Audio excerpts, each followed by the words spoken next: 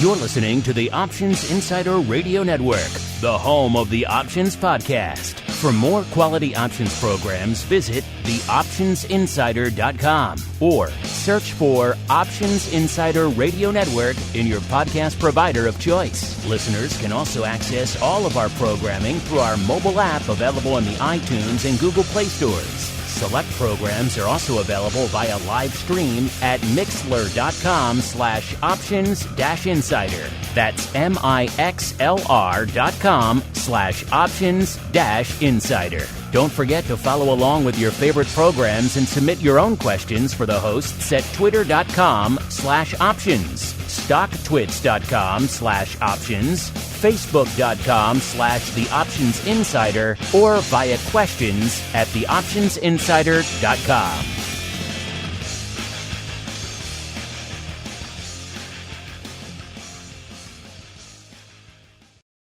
And now, it's time for the show that breaks down the options market. From unusual activity alerts to market analysis, strategy overviews, listener questions, and much more. If it involves puts and calls, then our all-star panel will break it down. It's time to hit the Option Block with your host, Mark Longo from the Options Insider Media Group, and co-hosts Uncle Mike Tussaw from RCM Asset Management, Andrew the Rock Lobster Giovinazzi from OptionPit.com, and Mark the Greasy Meatball Sebastian from OptionPit.com. And now, get ready to hit the Option Block. All right, everybody. That music can only mean one thing. Yep, that's right. We're back. The Option Block is back from our little bit of a hiatus last week, a seasonal vacation-induced hiatus. It was kind of fun. Markets are already closed for Monday, so we kind of just extended it throughout the week. I apologize if you missed us, but we're back. You know, that bat signal goes up. The markets go into a tizzy. They call out Avengers Assemble, and yes, we are here. You don't get the Avengers. You get the Option Block All-Stars instead. I will be your Tony Stark for this evening, a.k.a. my name is Mark Longo from theoptionsinsider.com. I like this analogy. Let's see how far we can run with it. With all the world melting down, we are here to hopefully allow cooler, calmer, saner heads to prevail before you. Or maybe you're enjoying this as you're heading to your own bunker in the hinterlands of Montana. Well, however you like to enjoy it, make sure you send us your questions, your comments, your insights, your pearls of wisdom. We do indeed love to hear from you guys. And let's see who we're hearing from today as the market is stirring everyone awake. Let's start off with a guy we haven't talked to in a little bit. He is the greasiest of meatballs, Mr. Mark Sebastian, also known as the King of Cash. Mr. Meatball, welcome back to the program, sir. So who do I get to be? I guess I'll be Captain America if you're Tony Stark. I was thinking more of like a Black Widow for you, maybe, or a Scarlet Witch. All right, I could go with that. I could be. I could see you in like a cat suit kind of thing, with some little electrical things, blonde, red hair. What about like Thor? Or you know what? Who I actually am is what's his face? I'm Loki. I'm Loki. We all know it. I should have gone there from the beginning. Yeah, probably. I guess Valentino with his long blonde hair would be Thor then. There you go. We do have the hammer of Mjolnir here in the studio, so if he comes in, we can test his worthiness to see exactly. if he truly is. He might be a little young to lift it yet, but his worthiness cannot be in doubt. And also joining us from parts unknown, a.k.a. Under the Weather Shield at St. Charles, Illinois, but don't tell him I told you that. He is Uncle Mike Tussaw from St. Charles Wealth Advisors. Uncle Mike, welcome back to the program. How go things for you in this, shall we say, conservatively, not an Uncle Mike market, sir? No, today's not an Uncle Mike market by any means, but it might be a buying opportunity, but we'll see. Lot to talk about today. It's setting the table, so let's get to it without further ado as we head on into the trading block. It's time to break down the latest topics, trades, and trends in the world of options. It's time for the Trading Block. All right, everybody, welcome to the Trading Block, the block of trading, the place where we talk about what the heck is lighting up the tape out there in the markets. And there's a lot lighting it up out there today, listeners. Mostly, unfortunately for you Uncle Mike folks out there, most of it in the red, most of it in the dark side, the downside here, and pretty firmly. We've been talking. How long have we been talking about on this network? It didn't seem like the markets were really pricing in all that much concern over this coronavirus. There were a few sell-offs here or there, and vol was a little bit elevated compared to typical seasonal norms around this time. But outside of that, it didn't seem like they were pricing a heck of a lot. In fact, the week before we went off, the markets mostly rallied until the end of the week, and they had shrugged off everything. They seemed more fixated on domestic things like the political landscape than they did on these broad pandemic concerns. And then, of course, over the weekend, perhaps we saw a little bit more worrying signs. Random hill towns in the north of Italy being quarantined now with random cases that they can't really attribute directly to Chinese contact. So that, of course, has agencies alarmed, and they're shutting down hill towns there. And so, of course, South Korea having issues there as well. Hey, you want one of those brand new Galaxy flip phones that everyone's going on about? You can't, because the factory that makes them is pretty much in the hot zone. So they're shutting that down. So a lot of these impacts, Apple, of course, warning, which is something we've seen for a while. Wuhan is a central area for production for a lot of these devices everyone here in the West loves to gobble up. So it seemed like only a matter of time until we'd see the impact on that production. We're starting to see that all trickle through now and pretty much just collectively get embraced to the downside here by the market as we're coming into showtime now, listeners. Most of the major indices still firmly in the red. It seemed like maybe we would reverse the trend a little bit for a while there. You know how it plays out. You see this dire sell-off on bad news, and then calmer, saner heads prevail, and we rally a bit. Lately, it's been we even end the day unched or up. Not so much today. Coming into the show now, we're still seeing everything pretty much firmly in the red, perhaps even, in fact, it is firmer than they were to start the day, which is not a good sign for you Uncle Mike types out there as we're coming into the show right now. The S&P off about 3 1/3%. We're seeing the Dow off 3.5%. NASDAQ leading the charge to the downside, nearly off 4%, 3.94% or so out there. Gold, obviously rally home mode north of that 1600 level, 1676, up about 27, 28 handles. And, of course, the product that can't pretty much catch a bid to save its life, WTI, continuing to the downside, back off about 2 and almost 3 handles, about 2 3/4 handles. So still north of that 50 handle, but ever so slightly there. And, of course, our old friend, ye old volatility index, some of you may have heard of it, called the VIX, is feeling its oats today. It's been all over the place, 22, 21. Now it's up about 24.5. That puts it up over 10 handles, about 10 1/4 handles from where it was this time on our last show, listeners, which was Thursday the 13th, actually. So a whopping 10 days ago. Blame the President's Day holiday here in the U.S., listeners. It's all their fault that we were off last week. So, yeah, it's been quite a while since we've chatted with you. And in that time, the volatility landscape has, shall we say, changed to the tune of up 10 1/4 handles. VVIX, a.k.a. the volatility of volatility. Guess what? If VIX is up 10 handles, VVIX is going to be up there as well. And that's at 111 right now. So we always say when it gets in triple digits, start paying attention. We're firmly in triple digits now, listeners. Up 12 handles from our last show here together. And our old friend VXX, that can do nothing but erode. Not this week. Up about 3.5 handles, puts it a little bit north of 17, about 17.15 right now. So all that juicy erosion that had packed in right back up. Our old friend 50 Cent, at least on the option side of his portfolio in VIX land, probably smiling. Maybe on the other portfolio, the credit side, maybe not so much, but on the option side, he is indeed smiling. So let's start there. I kind of joked at the top of the show that he's the king of cash, but that might indeed be the case. Mr. Meatball, sir, walk us through what's been lighting up your tape since the last time we chatted these last 10 or so days on the vol space. What are your crazies in the pit chat up to? And then what's going on with you guys being all in cash? Uh-oh, I think you pulled an Andrew, sir. I think you muted yourself. Yeah, all right. I'm here. So and I absolutely muted myself so that you didn't have me in the background. So, and just trying to be a good host. I'm kind of disappointed we didn't have a show on Thursday because that was kind of our first, what the heck was that moment that I've seen in several years. Right around, it would have been, call it what, 45 minutes before we would have started recording. The market went from basically flat on the day to down 40. before it closed down 12. And that was our first hint that there was something up. Then we had a really kind of ugly day on Friday, and with little liquidity, not a lot of money backing up any sell-offs, nobody buying.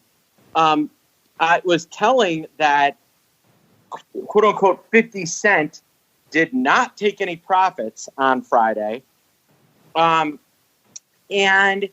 lo and behold, I said, this is the setup that the 2015 setup all over again.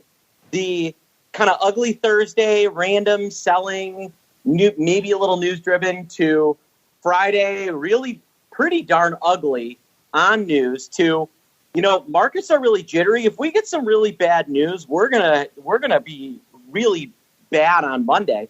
And lo and behold, South Korea is completely shut down. They're a little nervous. Italy looks scary. And so we have the catalyst. There are two things that create a true sell-off. There is a catalyst and conditions. And I think that from a valuation perspective and as much a speed perspective and a top-heavy perspective, the S&P 500 has been kind of a powder keg for selling for some time. We had 20% of the index in 5 stocks. We had, the Apple, the biggest company, almost double over a 6-month period. Just a lot of momentum, a lot of valuation, and a lot of concentration. So all of those shuns created, I think, the conditions for a sell-off. And then all you need is the catalyst, the match. And I think that markets were pretty much okay with China being a mess. But when it turned into South Korea and Italy, that's when the money said, wait a minute here. And how much are we up on the year? How much are we up year over year? How much are we, how far are we from the 200-day moving average? And it is selling. We are off in a 2-day period. We sold off 150 points, and the SPX is still almost 200 points from its 200-day moving average. The spread between the 50-day and the 200 is the widest that it's been in years. So we have a lot of room to drop. We have conditions that are in place for these catalysts to send us lower. And I think that's what we're seeing today is we had conditions then lit up by the catalyst. So what does that lead us to is a VIX curve that is now completely backward. And we now have the market saying we're going to see 1.5% to 2% a day moves for the time being. And we're going to set up a VIX structure that says, hey, if we're going to drop 20%, conditions are in place. Now, am I saying we're going to drop 20%? No. But are conditions in place for a real correction, a true adjustment in price? I got to say, yes, they are. And so is it a buying opportunity? Long term? Yes. Is it a buying opportunity for tomorrow? I think that I'm in a wait and see. So that's why Friday, Thursday, when we saw that sell-off, I unwound in our broad cap fund, we unwound our long position and let the market do what it's doing. And we're still, we're still in cash and long a little bit of VXX against our cash position because vol is going higher. And we could see a 30 VIX for the first time in a very long time in the coming days. And who knows from there. But is Mike right? Is this a buying opportunity? I would say it depends on your duration. Is it a buying opportunity for the week? Maybe not. Is it a buying opportunity for the year? Quite possibly. Interesting. I like your point about a lot of shuns. There are a lot of shuns out there in the market right now that are spooking a lot of people out there. These various contagions, call them what you will, out there that are causing issue. But I kind of like this counterpoint because you represent the all cash movement, which I think is significant for you. I'm trying to remember the last time you've been on the show where you were fully in cash. I think it's been some time. So that in and of itself is worthy of note. Now we turn perhaps. We'll see. I don't want to put words in his mouth. Maybe he's still not in yet, but maybe not in buying mode yet. But he is usually our resident optimist, our resident permeable, the guy who will buy when you are selling on those dips. We shall see. Uncle Mike, sir, first, what do you make of these various shuns that are moving the markets around as we speak? And then you kind of hinted at it. Are you feeling this is perhaps Uncle Mike buying time, or are you playing wait and see? Well, what are you up to? Well, I'm still playing wait and see right now. I'm like, what I did, and I'm going to talk about this a little bit more in the strategy block today, is I got out of a lot of my position right at the open today with what I did have. Just to give you guys kind of an idea of what I can be in, what I'll allow myself to be in within my strategy is like per contract, I'll allow for roughly, usually if I'm at 50 to 60 deltas per contract of what I'm in, it's pretty high for me. And going into the weekend, I was in roughly 20 deltas. And so granted, I got bit a little bit by gamma. But with this, I can say I'm still profitable on the year for everyone that had started with me as of this year. So happy to say that. But definitely took a little bit of a hit going into today. With this, do I believe it's a buying opportunity? No, not yet. I think this could be, but with what we have going on, this is kind of like we're in a situation like what we were at the end of 2018. I think I stole Mark Sebastian's quote then, what he related it to Tesla, I believe, at that time, and I'm going to use it again now, so appreciate you letting me use your quote, Mark. This is a market for crazy people right now. If you try to do something today, I think you're crazy, quite frankly. Unless you're looking to buy and hold a stock that you've been wanting to get into and you plan on holding it for a longer period of time, I don't think it's wise to get into a market today, whether you're bullish or bearish, quite frankly, whenever you have this kind of a move. And so with that being said, S&P is back to close to break even on the year. We'll see if that support holds up. I think that if we do go below below the 320 level in SPY, I do think that is going to be some cause for concern. With that, the best year I ever had in my life trading relative to the market was 2008. And with that, of course, 2008, the S&P went down 40%. So how on earth could I have had my best year of trading ever? The way with which I did it was that I created a rule for myself back then in that if the market is down on the year, and what I did that year is that I said, okay, it's the first day of the year, getting all set to do this strategy that I just broke out in 2007 for the first time, that I'd created through years of study at Options Express that I still do to this day. And what I did was the first day, I'm like, you know what, the market's down on the day-to-day. I'm just going to wait till the market's up on the year before I put in my long option strategy or my bullish option strategy. And as everybody knows, the market never was up ever in 2008. And it was a really good year for me relative to the market with trading. And so the rule that I came up with at that point in time is that if the market is down on the year, I still do allow myself to have positions on, but it's going to be very minimal exposure until the market's actually positive on the year. And that's just one of my personal rules with it. I do always say on this show, I'm long-term bullish, short-term cautious. I really am very cautious in the short term, and I think you have to be with this. In terms of where we are from the market paranoia, what's causing this is short-term paranoia in that we have the paranoia over the coronavirus. And so that short-term paranoia might become longer-term paranoia. There's an old expression, the market can remain irrational longer than you can remain solvent. And so with that being said, understand, folks, that trading is a marathon. It's not a sprint. So if you took a little bit of a hit today, and I'm referring to all of the Uncle Mike bulls out there, make sure that you have an understanding of the fact that if you had risk management in place, you should be able to recover from this. You should be able to recover from this as a buying opportunity ultimately at some stage. Now, let's say the market comes back up and we're only down maybe 40 or 50 points on the day in the S&P. I would say fear not with that, just from the standpoint that you don't have to catch every point. The worst things happen to people when they try and catch falling knives and they try and do things that make them break their trading rules, quite frankly. And the people that can stay in this business or that can stay traders for the long term are the people that can manage risk and not do crazy things when markets go against them. I remember when I first started trading roughly 15 years ago, the market was going against me, and just during the day, I was trying to make adjustments, and I was trying to do all these things on the fly, and all it did was make things worse.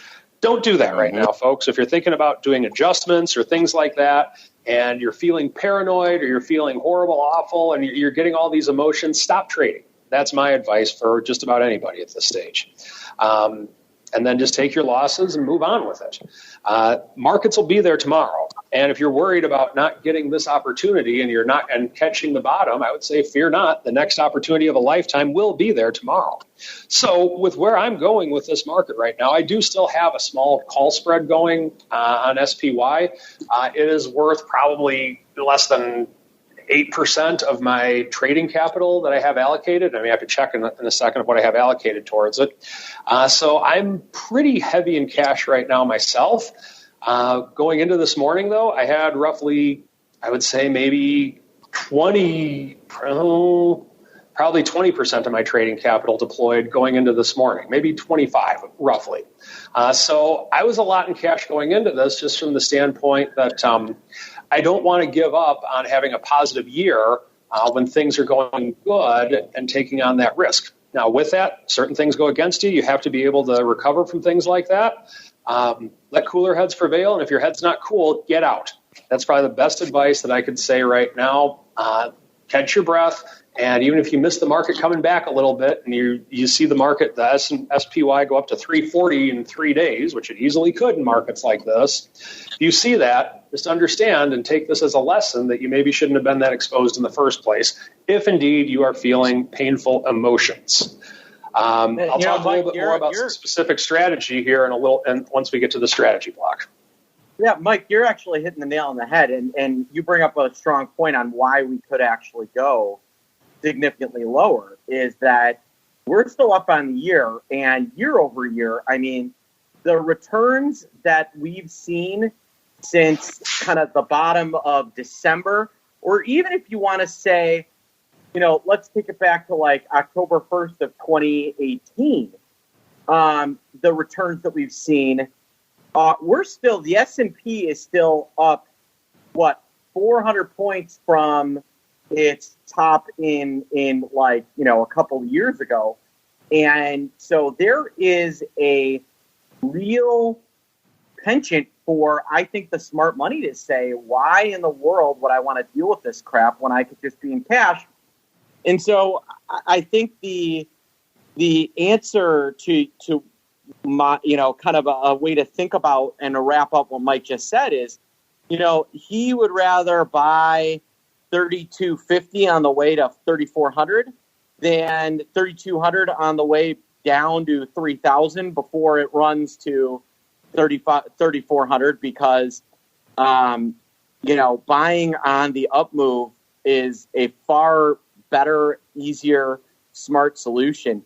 I think the lone exception is if you're sitting on a ton of dry powder, you got to wonder whether there's selling puts here is an interesting idea in a few names that you really, really like or names that you think are excessively cheap. I don't know what those would be, but like Mike said, if you've been eyeing some names and looking to get in with where we're trading, so you could talk me into some put selling.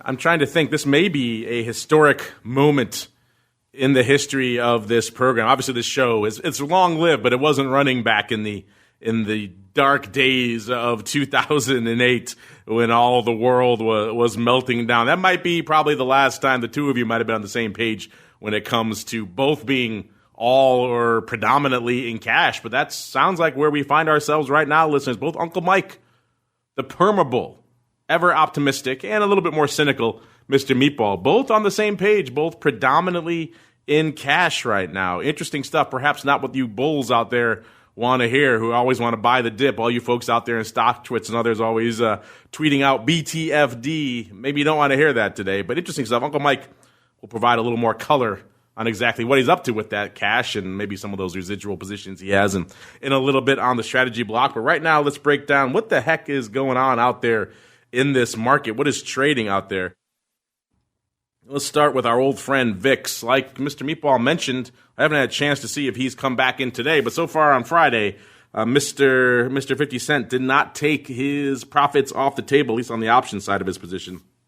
But we're seeing some folks trading it up out there in VIX land to the tune of closing in on 1 million contracts. As of a few minutes ago, it was about 967,000 contracts on the tape. That's over 2x the ADV out there right now, which is shy of 500,000. So looks like, as you might expect, a pretty robust day out in VIX land. SPY, same deal. The ADV out there is about 3.3 million, over 4.25 million contracts on the tape. As of just a few minutes ago, the S, same deal. The ADV is 1.4 million, at 1.6 million. As of just shortly ago, the Qs, been a while since we've talked an M in the Qs, but that's what we got out there today. Over a little bit north of 1 million, about 1.05 million contracts on the tape as of a few minutes ago. Not surprising. NASDAQ is outperforming everything to the downside. It likes to lead to the upside and to the downside, and unfortunately, today it's leading to the downside and doing about 1.05 million contracts. The ADV has been pretty robust of late as well, about 863,000 contracts. So it has been very active out there in the Qs, but it's been a while since we've seen an M out there in the Qs land. Russell doing also similar explosive paper. IWM closing in on 600,000 contracts. The ADV about 350,000 contracts. So closing in on 2x its ADV out there as well. Let's see what's lighting it up in the in the individual equity options out there. Some weird names in our top 10. Maybe not all names you might expect. Cost you about 150,000 contracts to break into the top 10 today. That gets you to NVIDIA, number 10. Interesting choice for a big trader today out there. $1.49 is how many contracts they put up so far today. Number 9, Amazon, 164,000 contracts. Number 8, Baba.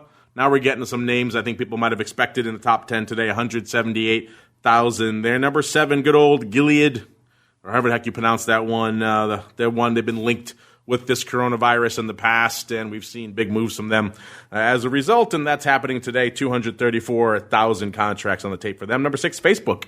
Folks apparently sharing messages about this coronavirus to the tune of about 238,000 contracts. Number 5, Bank of America, 246,000. Another interesting one out there. Number 4, Tesla. You know, a lot of their news has been driven out of China of late, getting those plants up and running and everything else like that. This prolonged contagion in that region, not exactly bullish for them, but 330,000 contracts, nothing to sneeze at out there today. Let's see where our old friend Tesla is hanging its hat right now. It is 834.5 off a whopping 66.5 handles, or about 7.3%. This name is just on fire to the upside and to the downside any given day that ends in Y, and today it's leading the market to the downside off about 7.33%. Number 3, Microsoft, another interesting name to be in the top 10 on a day where pandemic concerns are driving everything. Almost 500,000 contracts, 443,000 contracts on the tape for Microsoft. Number 2, AMD, a perennial top 10er. Maybe you wouldn't expect to see them in the top 10 today, but you are, and seeing a number 2 to the tune of 477,000 contracts. Number 1 with a bullet today is the aforementioned fruit company, good old Apple, with about 628,000 contracts on the tape. If you're wondering, they're just a tick under the 300 handle right now, listeners. 299.70 off about 13.4 handles. It puts them off about 4.25%. So outpacing everything, even the NASDAQ, to the downside out there today. We've been talking about this for a while here on the show. When's that other shoe going to drop in Apple land? Of course, they produce a lot of their devices in that region that is now shut down. They have, of course, warned about some of the impact maybe on the demand side as well. People can't go out. They're not going out to buy new phones in that region either, so they can't produce them. The demand's weak, all that combining to hit the stock. But off a mere paltry 13 or so handles, which the stock that has pretty much doubled over the past year. That's not too bad, all things considered. In terms of what's going on, if you want a little bit of a more focused approach, we can do that for you. If you're just saying, if you're bugging out, if you're getting to the bunker and you want something a little bit more focused to sink your teeth into, we can do that with Shake Shack today popping off. Let's see, they are, I believe, after the bell, yes, and Hewlett-Packard as well. There are still some earnings on the docket. I know it seems banal to talk such things as earnings now, but c'est la vie. That's where we find ourselves. Tuesday, we got a lot of lumber and home names: Home Depot, Lumber Liquidators, Macy's, Cracker Barrel, Salesforce, Weight Watchers. Wednesday, we got Lowe's popping off as well. So if you need your lumber and hardware retailers, you got it this week. Papa John's as well. Interesting mix. Etsy. See how many Baby Yodas they've been buying on Etsy over there. And Thursday, we got Best Buy, Crocs. Everybody loves Crocs, at least from a stock name, maybe not from a shoe wearing perspective. JCPenney, TD Ameritrade. Is this merger going to happen? What's the deal? Maybe we'll find out more on Thursday. Beyond Meat as well. That'll be an interesting one. And so still are some big names. Friday, Foot Locker, Dell on Thursday. So there are some big names to sink our teeth into here on the old show. If you want to see all those reports broken down for you, the Options Insider is the place to go. And the season report has been showing some interesting stuff. I encourage you to check that one out as well. But now it's time for us to check out what the heck is popping off from a weird activity perspective on an already weird day. So let's get to it, a little bit of the old Odd Block. It's time to break down the most interesting, unusual, and downright questionable options activity that's been identified by theoptionsinsider.com. It's time for the Odd Block.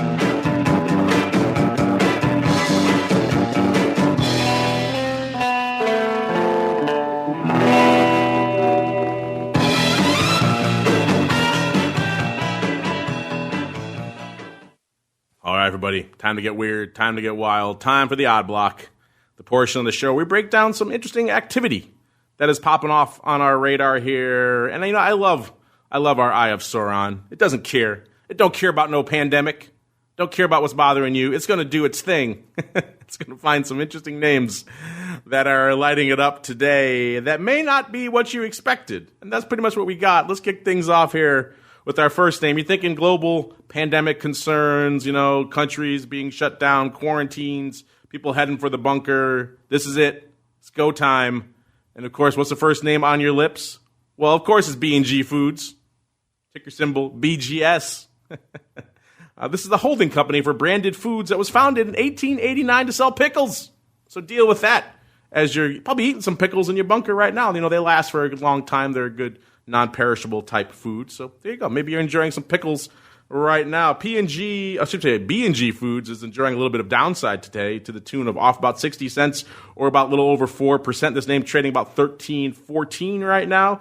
So on the lower end of our spectrum, of course, it's been looks like a pretty rough year here for B&G Foods as well. Started off a year ago trading 24.5, so well north of where it is right now. And it's been pretty much looks like a long, slow slog to the downside with a few fits and starts. It did manage to make its way up to about 26.60 or so in April. So it had a little bit of upside before really starting to sell off. That was short-lived. It was trading 21 a day or two later. So then it kind of dipped down. It hit its low. We're pretty much right at about the low. That was today. Looks like about 12.97. So not a good day here, not a good year really here for B&G Foods. I'm going to go out on a limb looking at this chart in today's action and guess maybe our Eye of Sauron found some put activity. Let's check in to find out. Yes, I am correct, listeners. Was the March 12.5 puts going up for 70 cents. The market, 60 cents at 70, so someone devouring that offer, though it went up late on the Philly, so bear that in mind as you're parsing how this trade went up. Also worth noting, there are some earnings, and they are tomorrow after the bell, and it looks like a total of about 7,000 of these things have gone up now since that initial print, so another about 1,200 or so going up since this one. So this is obviously a popular contract, and a name that doesn't do a lot of paper, lighting it up here on these puts. So interesting stuff, Mr. Meatball. You know, it's kind of refreshing in these dark, dire times full of shuns to focus on something a little bit more fixated, a little bit more micro here. And that's exactly what we're doing here with BGS. Looks like somebody loading up on some pre-earnings puts for decent size out here in BGS, deciding perhaps to maybe stop themselves out on the downside to the tune of 12.5. So that puts them out at about 1180 or so out there. Mr. Meatball, is that your take as well? Someone maybe a little bit spooked as a result of earnings and they want to get the heck out of Dodge? You have to wonder again whether that is the case. Yeah, they have earnings coming up, all that volume on those 12.5s. Definitely is a thing that makes you go, is this I'm really interested. I'm actually kind of interested in them. So they're a food distributor, shelf stable and frozen foods. You would actually think that would be kind of like a bullish thing with, they're doing canned vegetables. I think they'd be lighting it up today, yeah. Yeah. Pizza crust. Is it like do they do a big amount of maybe they do a lot of like exporting to, most of their stuff is U.S., Canada, and Puerto Rico. Yeah, I mean, I don't know about you, but I was planning on going to the store and buying out all their canned food and water because clearly the world is coming to an end. So, this is definitely a things that make you go, indeed. Although they own Ortega, they own Old London. They have Cream of Wheat. These are the Cream of Wheat people. Did you know that, Mark? Another good bunker food. Cream of Wheat is a great bunker food. Also delicious if you put a little chocolate in there. Big fan of the chocolate Cream of Wheat. Probably my favorite. But yeah, it's a lot of. There's a lot of they own Don Pepino. Did you know that? I don't know if that one holds up as well in the bunker. Indeed, I don't know. But anyway, this is one that you would have thought would be doing well, but apparently not. Apparently, people don't want Mexican style sauces and taco shell kits when they're in the bunker. You need your relish and your condiments though in the bunker. You gotta season that cured meat somehow, right? I agree. I don't know what the deal is. By the way, speaking of bunkers, have you reached out to Mr. Giovinazzi? Tell him to make some space in the compound there in the hinterlands. There might be some Chicago folks heading his way if all this. I will. Don't worry. he's probably out ice skating. Yeah, global pandemic concerns don't reach him in the hinterlands. He's out living his best winter sports life. So yeah, if you want a safe spot to go, listeners, perhaps the hinterlands until all this blows over. I think we're going to come back to BGS. This is just a weird one. They have earnings tomorrow, so we'll find out pretty quickly whether these puts were as you used to say in the business, a good do or not. Let's move on to another name. Global pandemics, markets are roiling, people are heading for the exits. You know what's on your mind. Yeah, it's Archer Daniels Midland. Archer, not plural. Archer Daniels Midland. ADM, ticker symbol appropriately enough, ADM. Trading right now, 42.76, off $1.12, or about 2.5%. This is a name that had an interesting, tumultuous year, of course, this past year for ADM. Big, obviously, ag and commodity-linked name. It's been a tumultuous year for them. A lot of that on the grain side and the ag side has been, driven by the trade war. So we've seen a kind of a tumultuous chart here for ADM. A year ago was trading almost exactly where it is right now, about $0.50 shy of it. And then they kind of vacillated around that level for a while. Then they sold off in June down to about 38 and change. And then they kind of rallied back up to the low 40s, and they sold off again in late summer down to about the low for the year, about 36.5. Then they rebounded from there, and they kind of had some peaks and troughs along the way to finally find themselves back up around 46 and change, almost 47. And then they kind of have sold off now back to where they're at now, about 42 3/4. So an interesting topsy-turvy year. ADM, a name that is not unknown to being buffeted by the macro waves of the market. Let's see what our Eye of Sauron found for us out here today. So I mentioned it's been kind of a topsy-turvy year. They were mostly up to end the year, but in the middle of the year, they were looking pretty weak. But right now, our Eye of Sauron picking up some June 45 calls, going up for $1.03, so not quite lifting the offer, but close to it. 4,900 times. The total coming into the odd block of nearly 8,000 have gone up now of these bad boys. They were 97 cents at $1.04 when that first print went up. Again on the Philly, Philly's leading the charge. Oh, these are all Philly names here today. So Philly leading the charge on the unusual activity here for the odd block today. Worth noting, there are earnings, and they are in this cycle. They're April 24th, so these June options a little bit beyond that, but they will include a little bit of earnings juice baked in there. So it looks like a total, Mr. Meatball, of about 8,000. Somebody opening up some near-term upside here in ADM with an earnings cycle in there to boot. So this is kind of, I think you can probably title this as maybe some old school odd block paper. Someone, I wouldn't quite say swinging for the fences, but taking a nice hefty swing for a triple or so here through earnings through June. Would you concur as well, sir? Someone loading up here for some near-term upside in ADM?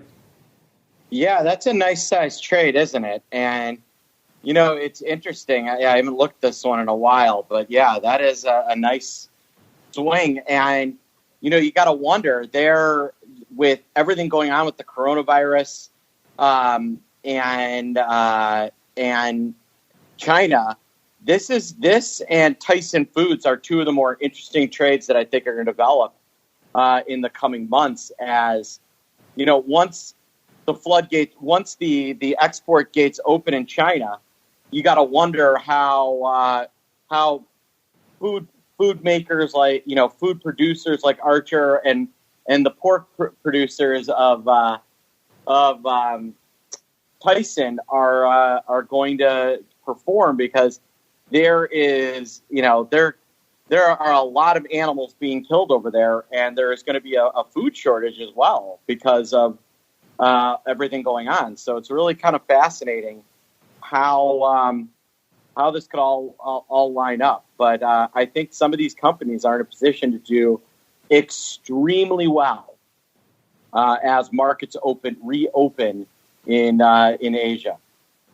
Yeah, seems like someone is agreeing with you, at least to the tune here of ADM. So we're going to put that in our to-be-watched column as well. We've been cleaning out that document of late, all of our names to keep an eye on, and now we're going to keep filling it up again with some new ones. So far we've got some size puts and some size calls.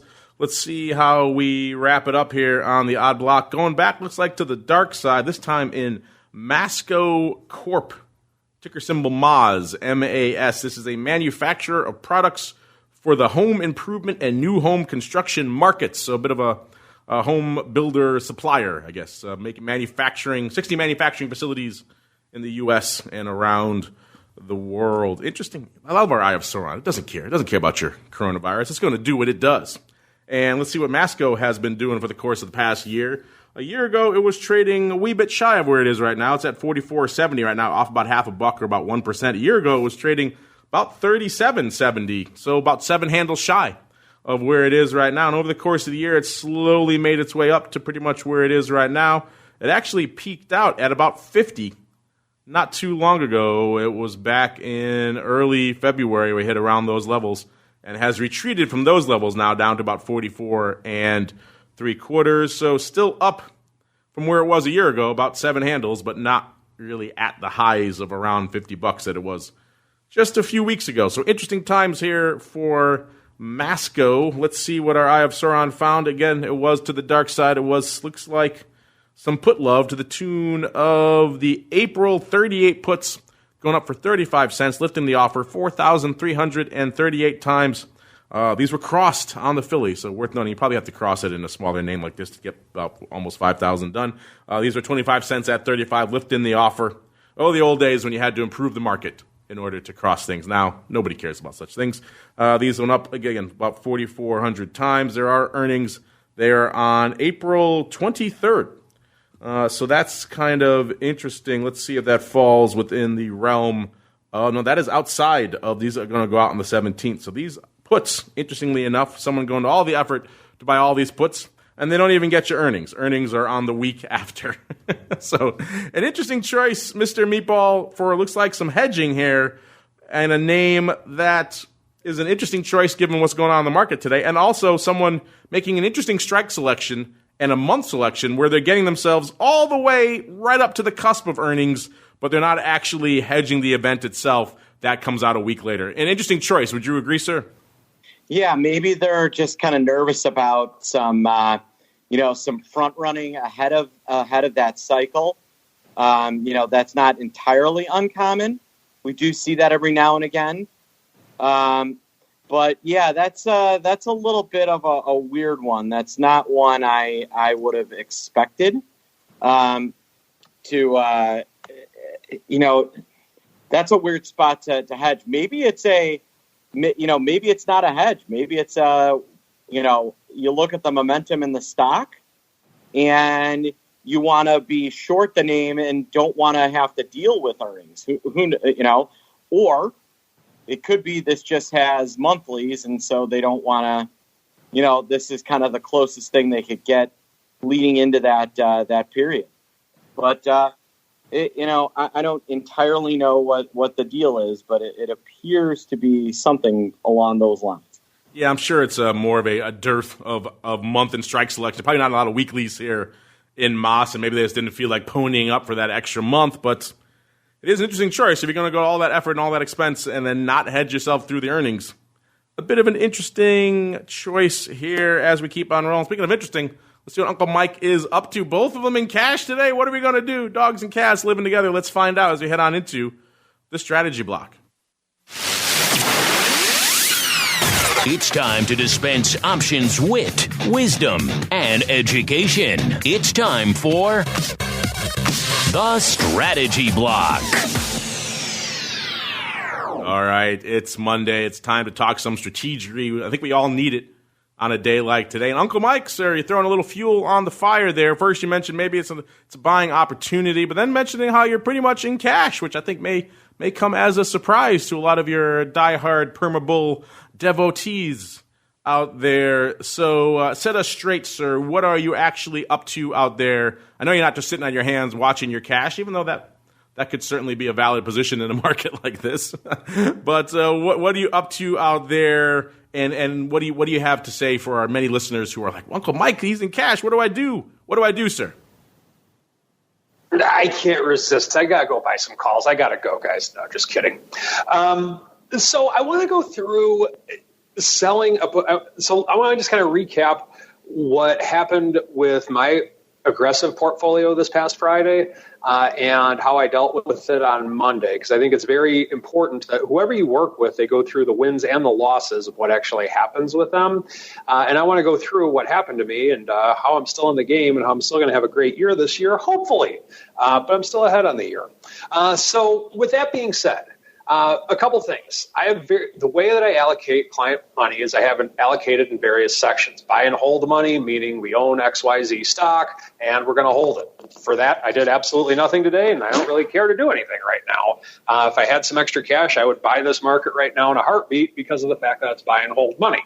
With that being said, there's also hedged money with which I have. Thankfully, with my risk reversal strategy, I actually had no short put on at this stage. So that's how I manage the risk with that one.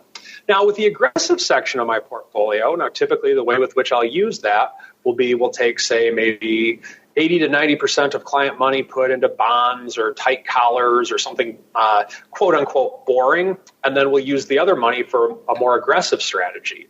Typically, I'll do this if client has a smaller amount of concentration in an IRA. So this way we can take full advantage of the tax benefits of IRAs. I'll do the trading within the IRA, and then I'll do the more passive portfolio moves outside the IRA. And so within the aggressive section of the portfolio, going into this past week, where I was at is that I bought an out-of-the-money call spread. The volatility was too high for me to be buying out-of-the-money calls, so I bought an out-of-the-money call spread. I can't go into the exact strikes and expirations. Compliance will kill me with that, but I want to be as close as I can to kind of give you guys an idea of it. The way with which I have been financing the cost of the out-of-the-money call spread, and mind you, this is probably a 10 delta trade, I'm guessing, from when I got into it. And just to have something on the table, I had taken a lot of profits from the upside of earlier in this year, but I still wanted to have some type of upside on the table or some type of potential upside on the table. I've been selling more near-term put spreads. And so by doing that, not looking to make a ton of money with that, but just kind of looking to hedge the time decay aspect. And so with that, that works wonderful, except for times with which it doesn't. Now, I've said on this show many times before, rule number one of trading vertical spreads or selling vertical spreads, don't let them go in the money. Rule number two, don't forget rule number one. But there's always a caveat, kind of rule number 1A, so to speak, in that going into this weekend, my put spread was definitely out of the money, no question about it. And there was plenty of breathing room for it being out of the money. I check it all the time on Fridays, right before the market closes. There's plenty of breathing room. However, there's going to be an event like this that happens once every 4 or 5 years. It happens to me roughly once every 4, or at least to me, this happens once every 4 or 5 years, where the put spread actually goes in the money because of some type of overnight gap down. Now, how do you protect against this? First off, I want to emphasize the importance to where if you're trading in a levered portfolio, why you should not be naked, in my opinion. If you're naked, if you had naked short puts, meaning you're using 5-to-1 leverage selling short puts in a market like this, and you got caught, you're probably done right now. You're very close to having blown out your account, quite frankly, if you were doing that. So make sure that you have an understanding for that. But now with this, anything can happen, and until you embrace that as a trader, you're not going to have any success doing this. So what happened this weekend is that my put spread actually went in the money. So how did I manage that risk? What did I do about that? I think this is very important for people to know and have an understanding. Step one of how I managed it is that I only did it within the trading section or the aggressive section of my portfolio. Step two of how I managed it within the aggressive trading section of my portfolio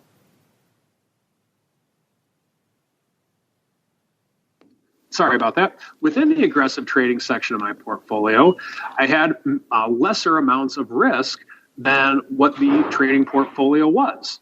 So in other words, let's say that you have $100 in your trading portfolio.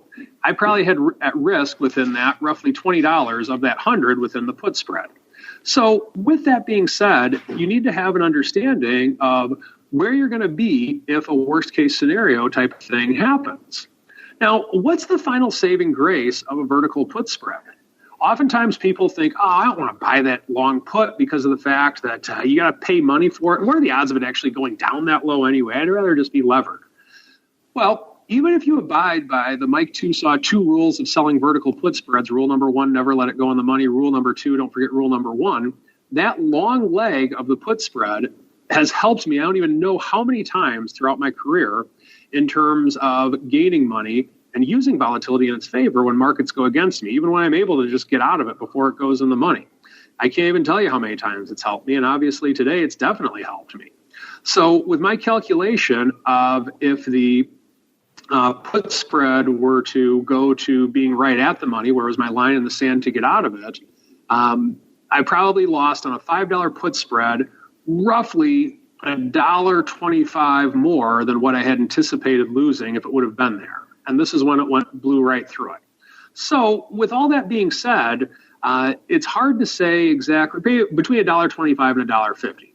But with all that being said, it's important to have an understanding that as I'm looking at this, I'm not thinking, oh boy, I blew out the account. Oh boy, I blew out the account. I had a bad trade. I had a trade that went against me. I'm going to live to trade another day.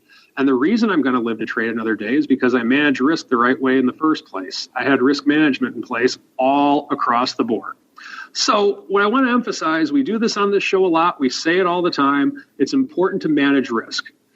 And today is a total reason as to why you need to do such things and have a managed risk portfolio. So if things do go against you, you're going to be able to recover from it. And you're going to be able to say, hey, you know what? I lost some of my profits, which is what I did, but let's live to trade another day. And that is the strategy block for today. Thank you, Uncle Mike. Very timely. A lot of people probably have some short put spreads in the money right now, and they're staring at them saying, what do I do? Maybe their broker is calling them. Hopefully not the latter, but good timely stuff nonetheless. As we keep on rolling into our final segment, it is time to go around the block.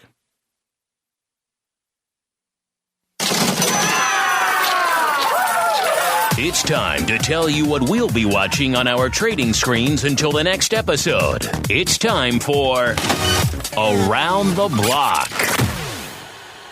You guys have a bunch of questions. Obviously, we'll have to get to them on our next show later this week. We'll try to work some into other programs throughout the week as well. Unfortunately, a lot popping off here today. Not time for the mail block on here today. But let's quickly check in with what we're watching for the rest of the week. I kind of touched on at the top of the show. If your eyes are glued to anything outside of the potential spread of the coronavirus, then it's probably going to be on the earnings front. We have a lot of those popping off this week. If you want to know how many, what they are, what they're pricing in, what the vol is, all that good stuff, theoptionsinsider.com is the place to go. Click on that Options News and Articles tab, top right corner of the homepage, to begin your journey through the world of all things earnings. Volatility is a lot to sink your teeth into this week.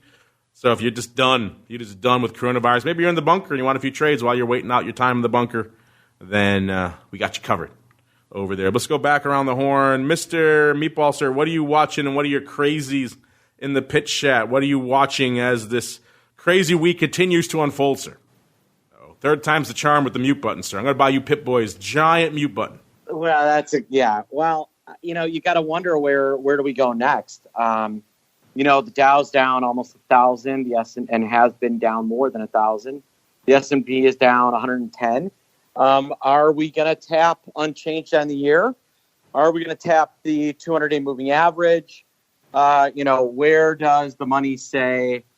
This is enough selling to stop and wait? Do we get another shoe to drop? I think that's really the big thing. We've had enough catalysts where, we could see selling for another day or two, but I don't know if this leads to the major one. But if we get that another catalyst, so like if I see a headline that says coronavirus in Germany or coronavirus in France, or, new outbreak in New York, look out. That is the kind of catalyst that we're looking for a true follow through on what you're seeing today and a real run at the full correction. So that's what I'm going to be watching. Yeah, it seems like everyone is watching those reports with bated breath to see. Hopefully, we don't see any more like these sudden outbreaks, mysterious outbreaks in areas like northern Italy. Who would have expected the hill towns of northern Italy? I think that's what probably spooked a lot of people out there. Mr. Uncle Mike, sir, you're under the weather shield there, which I think also has a microbial filter to it, so you're pretty safe in St. Charles. But what are you watching until we gather here together on Thursday, sir? Just watching the numbers. I think it's a big deal if we go negative on the year in the S&P 500. I think it's important to have your risk management in place. Of course, watching the coronavirus and all the news on that, of course. But the numbers that I'm watching are to see if we can go to the negative side on the S&P 500. Because if we do, I think it's kind of a big deal. Yeah, it is a big deal. However you cut it, what's going on out there these days is a pretty big deal. Unfortunately, it's also a big deal that this program has come to the end. But if you're saying to yourself, I could use a little more in my ear holes, well, we got you covered. If you're listening live, stay tuned. I will pump in some fun stuff about trading around earnings and maybe some answer question paloozas there with Brian and the crew there for OPR. Hit their 300th episode. Spectacular. A lot of fun. Maybe we'll pipe that in for you too. And of course, if you're listening after the fact, just hit next on your device of choice. We'll be getting into in a little bit all things crypto derivatives. Spoiler alert, there's some things popping off out there as well. How's this playing off? China's been a big driver for volatility, skew, term structure, all that fun stuff going on in the options and the futures and everything else out there. We'll break it all down in about exactly an hour. But before we do that, let's go back around the horn, see what everyone else has that may interest you. Uncle Mike, this sounds like the kind of market where maybe I might want someone to hold my hand or perhaps watch my money while I bury my head under a pillow. If I was so intrigued, sir, where should I go? What should I do? I think the coronavirus may have spread to St. Charles. So check him out there, listeners. That's us. StCharlesWealth.com is the place to go, listeners. And Mr. Meatball, sir, if folks are intrigued they want to maybe have someone help explain this crazy world of volatility to them, particularly now, where should they go? What should they do, sir? All right, there you go. The option pit, I should say. All over the place today. OptionPit.com is the place to go. And on behalf of the Greasy Meatball and Mr. Uncle Mike and indeed myself, I thank all of you out there for downloading, streaming, subscribing, listening live. Stay tuned if you're listening live. We've got some fun stuff coming for you, and we'll be back in about an hour to talk all things crypto. Otherwise, we'll see you back here again later this week for OPR and all the other fun shows, and once again back here on Thursday for TWIFO and then for the Option Block. You're listening to the Options Insider Radio Network, the home of the Options Podcast. For more quality options programs, visit theoptionsinsider.com or search for Options Insider Radio Network in your podcast provider of choice. Listeners can also access all of our programming through our mobile app available in the iTunes and Google Play stores. Select programs are also available via live stream at mixlr.com/options-insider. That's mixlr.com/options-insider. Don't forget to follow along with your favorite programs and submit your own questions for the hosts at twitter.com/options, stocktwits.com/options, facebook.com/theoptionsinsider, or via questions at theoptionsinsider.com.